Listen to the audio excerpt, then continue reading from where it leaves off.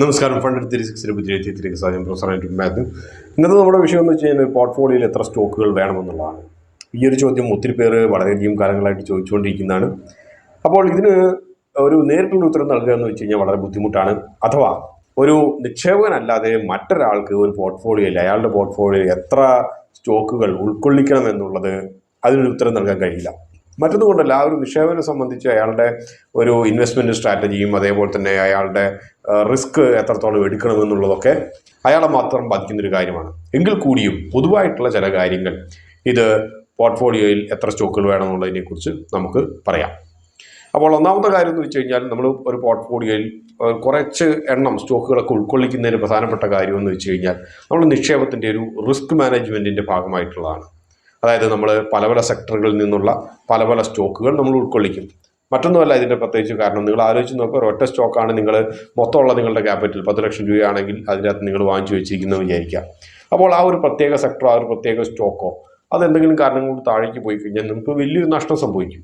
അതേസമയം നിങ്ങൾ ഒരു 5-6 സെക്ടറുകളിൽ നിന്നും, IT-യിൽ നിന്നും, എനർജിയിൽ നിന്നും, മാനുഫാക്ചറിൽ നിന്നും, ഹോസ്പിറ്റാലിറ്റിയിൽ നിന്നും ഒക്കെ നിങ്ങളൊരു 5-6 സ്റ്റോക്കുകളാണ് വാങ്ങിച്ചു വെച്ചതെങ്കിൽ ഏതെങ്കിലും ഒരു കാലത്ത് ഒരു സെക്ടർ മോശമായിട്ട് പരിണമിച്ചാൽ പോലും, ഇപ്പോൾ കുറച്ച് കാലങ്ങളായിട്ട് IT ഒക്കെ കഴിഞ്ഞ 1-2 വർഷമായിട്ട് താഴോട്ട് പോയതുപോലെ, അപ്പോൾ അതുപോലെ നഷ്ടം സംഭവിച്ചാൽ പോലും മറ്റു ചില സെക്ടറുകൾ, എഞ്ചിനീയറിംഗ് സെക്ടറോ അല്ലെങ്കിൽ ഹോസ്പിറ്റാലിറ്റി സെക്ടറോ അതെല്ലാം കയറുന്നത് കൊണ്ട് നിങ്ങളുടെ പോർട്ട്ഫോളിയോയുടെ റിട്ടേൺസ് ഏകദേശം സ്റ്റേബിളായിട്ട് നിർത്താൻ കഴിയും.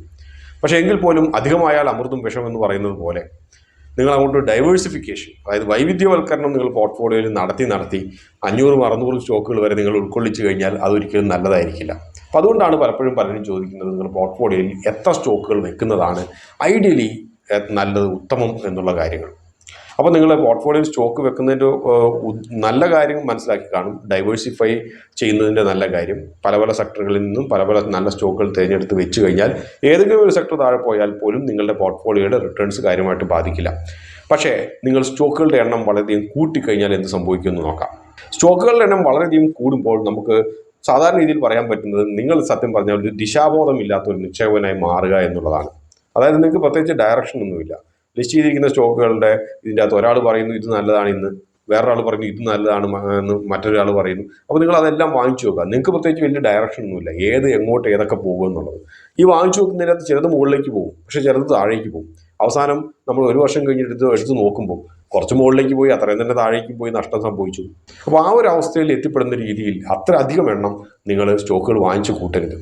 നിങ്ങൾ ഒരു പോർട്ട്ഫോളിയോ സ്റ്റോക്ക് ഇൻക്ലൂഡ് ചെയ്യുന്നതിന് മുമ്പ് നിങ്ങൾ അതിൻ്റെ ഫണ്ടമെൻ്റൽസും ആ ഒരു സെക്ടറിനെ കുറിച്ചുള്ള ഒരു ഔട്ട്ലുക്ക്, സെക്ടറിനെ കുറിച്ചും നിങ്ങൾ സ്റ്റഡി ചെയ്തിട്ട് മാത്രം സ്റ്റോക്കുകൾ നിങ്ങൾ ഇൻക്ലൂഡ് ചെയ്യുക. പ്രോസ്പെക്റ്റീവ് ആണെന്ന് തോന്നുന്ന സെക്ടറുകൾ, അവയിൽ നിന്നുള്ള ഏറ്റവും മികച്ചതെന്ന് തോന്നുന്ന സ്റ്റോക്കുകൾ ഇൻക്ലൂഡ് ചെയ്യുക. മികച്ചതെന്ന് പറയുമ്പോൾ ഏറ്റവും മികച്ചതെന്ന് നിങ്ങൾ കരുതുന്നത് ചിലപ്പോൾ കാര്യമായ റിട്ടേൺസ് നൽകണമെന്നില്ല. അപ്പോൾ നിങ്ങളുടെ റിസ്ക് ആപ്പിറ്റൈറ്റിന് അനുസരിച്ചുള്ളത് നിങ്ങൾ ഇൻക്ലൂഡ് ചെയ്യുക. കാരണം എല്ലാ മികച്ച സ്റ്റോക്കുകളും നിങ്ങൾക്ക് നിങ്ങളുടെ പോർട്ട്ഫോളിയോയിൽ ഇൻക്ലൂഡ് ചെയ്യാൻ കഴിയില്ല. മറ്റൊന്നും കൊണ്ടല്ല, എത്ര വലിയ ആളാണെങ്കിലും ക്യാപിറ്റൽ ലിമിറ്റഡ് ആണ്.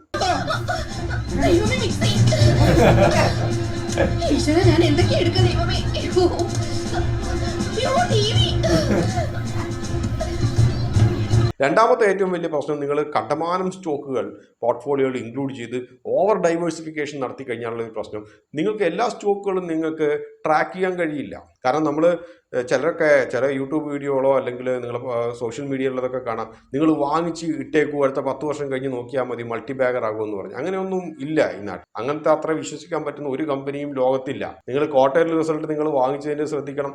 അറ്റ്ലീസ്റ്റ് നിങ്ങൾ ആനുവൽ റിപ്പോർട്ടുകളെങ്കിലും നിങ്ങൾ നോക്കണം. അപ്പോൾ നിങ്ങൾ ഈ പറഞ്ഞ പോലെ ഒരു 50 സ്റ്റോക്കോ 70 സ്റ്റോക്കുകളൊക്കെ നിങ്ങളുടെ പോർട്ട്ഫോളിയോയിൽ ഉണ്ടെങ്കിൽ നിങ്ങൾക്ക് ഇതിൻ്റെ ട്രാക്ക് ചെയ്യുന്നത് തന്നെ നിങ്ങളുടെ ഒരു ഫുൾ ടൈം ജോലിയായിട്ട് മാറും. അപ്പോൾ അത് നടക്കുന്ന കാര്യമല്ല. അപ്പം നിങ്ങൾക്ക്, കാരണം അവരവരുടെ താല്പര്യവും അവരവരുടെ കഴിവുകളും അവരവർക്ക് മാത്രമേ അറിയൂ.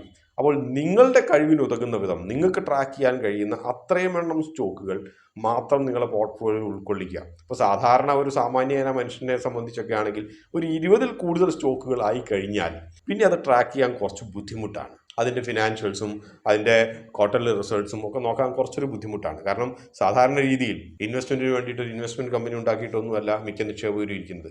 അവർക്ക് ഓൾറെഡി വേറൊരു ജോലി ഉണ്ടാകും, അതിനിടയ്ക്ക് നടത്തുന്ന ഒരു നിക്ഷേപ സാധ്യതകൾ മാത്രമാണിത്. പിന്നെ കണ്ടമാന സ്റ്റോക്കുകൾ, ഒരു 50 സ്റ്റോക്കുകളൊക്കെ ആയിക്കഴിഞ്ഞാൽ നമുക്ക് പറയാൻ പറ്റുന്നത് നിങ്ങളൊരു മ്യൂച്വൽ ഫണ്ട് പോലെ ആയി എന്നാണ്. ചിലർക്കൊക്കെ മ്യൂച്വൽ ഫണ്ടുകളെ കുറിച്ച് ഒരു വളരെ തെറ്റായിട്ടുള്ളൊരു ധാരണയുണ്ട്. അസറ്റ് മാനേജേഴ്സൊക്കെ ലഭിക്കാവുന്ന ലാഭം അവർ നിങ്ങൾക്ക് തരാണ്ട്, ക്ലയൻസിന് തരാതെ അവർ ഏതാണ്ട് വഴിമാറ്റി ചിലവഴിക്കുകയാണ്. അങ്ങനെയല്ല, അവർ ടോട്ടൽ അസറ്റിൻ്റെ റിസ്ക് മാനേജ് ചെയ്യാൻ വേണ്ടിയിട്ട് ചിലതൊക്കെ ഒരു കോൺട്രാ അപ്രോച്ചിലോ അല്ലെങ്കിൽ ഓവർ ഡൈവേഴ്സിഫിക്കേഷൻ നടത്തിയിട്ടോ റിസ്ക് വളരെയധികം മിനിമൈസ് ചെയ്ത് വെക്കാൻ നോക്കും. അതുകൊണ്ടാണ് പലപ്പോഴും മ്യൂച്വൽ ഫണ്ട് നമ്മൾ ഡയറക്റ്റ് ആയിട്ട് സ്റ്റോക്കുകളിൽ നമ്മൾ നിക്ഷേപിക്കുന്നത് പോലത്തെ ഒരു വലിയ റിട്ടേൺസ് തരാത്തത്. അപ്പോൾ നിങ്ങൾ വളരെയധികം പോർട്ട്ഫോളിയോയിൽ വളരെയധികം കമ്പനികൾ ഇൻക്ലൂഡ് ചെയ്തിട്ട് വെക്കുകയാണെങ്കിൽ നിങ്ങൾ ഈ മ്യൂച്വൽ ഫണ്ട് റൺ ചെയ്യുന്ന പോലെ തന്നെയുള്ള അതേപോലെയുള്ള റിട്ടേൺസ് മാത്രമേ നിങ്ങൾ പ്രതീക്ഷിക്കേണ്ട ആവശ്യമുള്ളൂ. അപ്പോൾ അതുകൊണ്ട് വളരെ ചെറുതായിട്ട് പറയുകയാണെങ്കിൽ നിങ്ങൾ സെക്ടറുകളെ കുറിച്ച് പഠിക്കുക, പ്രോസ്പെക്റ്റീവ് ആയിട്ടുള്ള സെക്ടർ ഏതാണെന്ന് കണ്ടെത്തുക, അതിൽ ഫണ്ടമെൻ്റലി ഫിറ്റ് ആയിട്ടുള്ളതും നിങ്ങളുടെ റിസ്ക് ആപ്പിറ്റൈറ്റിന് ഉതകുന്നതുമായിട്ടുള്ള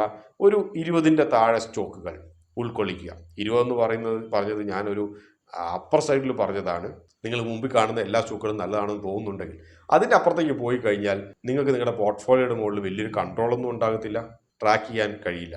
അപ്പോൾ ഓവർ ഡൈവേഴ്സിഫിക്കേഷൻ ഇത് അമൃത് പോലെയാണ്, അധികമായാൽ അതും വിഷമാകും. ഇതോടുകൂടി ഈ ഒരു അധ്യായം ഇവിടെ അവസാനിക്കുകയാണ്. മറ്റൊരു അധ്യായത്തിൽ കൊണ്ട് കാണാം. അതുവരെ നന്ദി.